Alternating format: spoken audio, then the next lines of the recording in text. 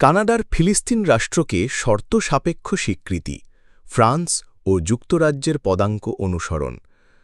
গাজায় ভয়াবহ মানবিক সংকট এবং দ্বি-রাষ্ট্র সমাধানের সম্ভাবনা টিকিয়ে রাখার লক্ষ্যে কানাডা ফিলিস্তিন রাষ্ট্রকে স্বীকৃতি দেওয়ার ঘোষণা দিয়েছে।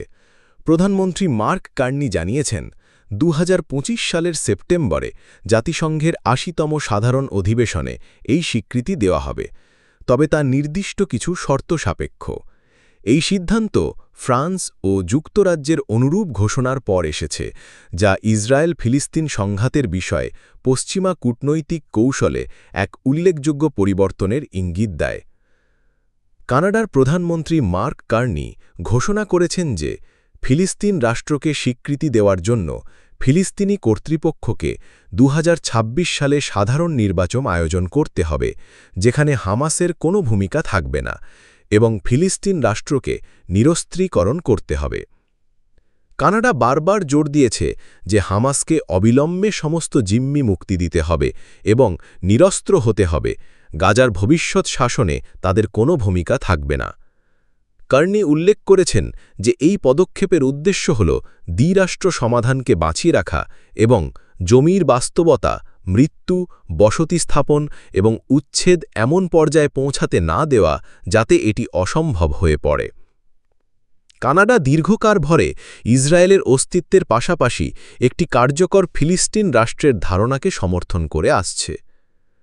গত সপ্তাহে ফ্রান্সের প্রেসিডেন্ট ইমানুয়েল ম্যাক্রঁ ফিলিস্তিন রাষ্ট্রকে শর্তহীনভাবে স্বীকৃতি দেওয়ার ঘোষণা দিয়েছেন, যা 2025 সালের সেপ্টেম্বরে কার্যকর হবে। ফ্রান্স জোর দিয়েছে যে দুই রাষ্ট্র সমাধানই হিংসার একমাত্র বিকল্প এবং ফিলিস্তিনিদের তাদের নিজস্ব জন্মভূমির অধিকার রয়েছে। ম্যাক্রঁ আরও বলেছেন যে ফিলিস্তিনকে স্বীকৃতি দেওয়া মানে অহিংস ফিলিস্তিনিদের পাশে দাঁড়ানো এবং হামাসকে বিচ্ছিন্ন করা। ফ্রান্স অন্যান্য দেশগুলোকেও এই আহ্বানে যোগ দেওয়ার আহ্বান জানিয়েছে। যুক্তরাজ্যের প্রধানমন্ত্রী কিয়ার স্টারমার ঘোষণা করেছেন যে যুক্তরাজ্য 2025 সালের সেপ্টেম্বরের মধ্যে ফিলিস্তিন রাষ্ট্রকে স্বীকৃতি দেবে, তবে তা ইসরায়েলের কিছু শর্ত পূরণের ওপর নির্ভরশীল। এই শর্তগুলোর মধ্যে রয়েছে গাজায় যুদ্ধবিরতি, পশ্চিম তীরের বসতি স্থাপন বন্ধ করা, জাতিসংঘের মানবিক সহায়তা প্রবেশাধিকার দেওয়া এবং একটি দীর্ঘমেয়াদী শান্তি প্রক্রিয়ার প্রতি প্রতিশ্রুতিবদ্ধ হওয়া। যুক্তরাজ্য হামাসকে জিম্মি মুক্তি, নিরস্ত্র হওয়া এবং গাজার ভবিষ্যৎ শাসনে কোনো ভূমিকা না রাখারও দাবি জানিয়েছে। এই তিনটি জি7 সদস্য রাষ্ট্রের সম্মিলিত পদক্ষেপ ইসরায়েল ফিলিস্তিন সংঘাতের বিষয়ে পশ্চিমা কূটনৈতিক কৌশলে এক উল্লেখযোগ্য পরিবর্তনের ইঙ্গিত দেয়। ঐতিহাসিকভাবে প্রধান পশ্চিমা শক্তিগুলো ফিলিস্তিনি রাষ্ট্রত্বকে কেবল একটি আলোচনার মাধ্যমে অর্জিত শান্তি চুক্তির ফলাফল হিসেবে সমর্থন করত, একতরফা স্বীকৃতির মাধ্যমে নয়। এই সমন্বিত কূটনৈতিক চাপ সরাসরি গাজায় ইসরায়েলের নীতির বিরুদ্ধে ক্রমবর্ধমান আন্তর্জাতিক ক্ষোভ এবং গভীর মানবিক সংকটের ফল। জনমতের পরিবর্তন এবং নেতাদের ওপর অভ্যন্তরীণ চাপও এই নীতি পরিবর্তনের একটি প্রাথমিক অনুঘটক, যা দেশগুলোকে তাদের দীর্ঘদিনের অবস্থান থেকে সরে এসে কূটনৈতিকভাবে কাজ করতে বাধ্য করছে। ইসরায়েলের প্রধানমন্ত্রী বেঞ্জামিন নেতানিয়াহু ফ্রান্সের সিদ্ধান্তকে গুরুতর ভুল বলে অভিহিত করেছেন এবং এটিকে সন্ত্রাসবাদের পুরস্কার হিসেবে আখ্যায়িত করেছেন। ইসরায়েলের পররাষ্ট্র মন্ত্রণালয় এবং কানাডায় নিযুক্ত রাষ্ট্রদূত ইদ্দো মোয়েদ এই পদক্ষেপগুলোকে প্রত্যাখ্যান করে বলেছেন যে তারা আন্তর্জাতিক চাপের কাছে নতি স্বীকার করবে না বা জিহাদি রাষ্ট্র চাপিয়ে দিতে দেবে না। তারা যুক্তি দেন যে এটি হামাসের দানবীয় সন্ত্রাসবাদকে পুরস্কৃত করে এবং এর শিকারদের শাস্তি দেয়। মার্কিন প্রেসিডেন্ট ডোনাল্ড ট্রাম্প প্রকাশ্যে বলেছেন যে মার্কিন যুক্তরাষ্ট্র এই শিবিরে নেই। মার্কিন পররাষ্ট্রমন্ত্রী মার্কো রুবিও ফ্রান্সের সিদ্ধান্তকে বেপরোয়া এবং হামাসের প্রচারণা বলে অভিহিত করেছেন। হোয়াইট হাউসের একজন কর্মকর্তা বলেছেন যে ফিলিস্তিনকে স্বীকৃতি দেওয়া হামাসকে পুরস্কৃত করা হবে। ট্রাম্প কানাডার পদক্ষেপকে বাণিজ্য আলোচনার জন্য জটিল বলে সতর্ক করেছেন।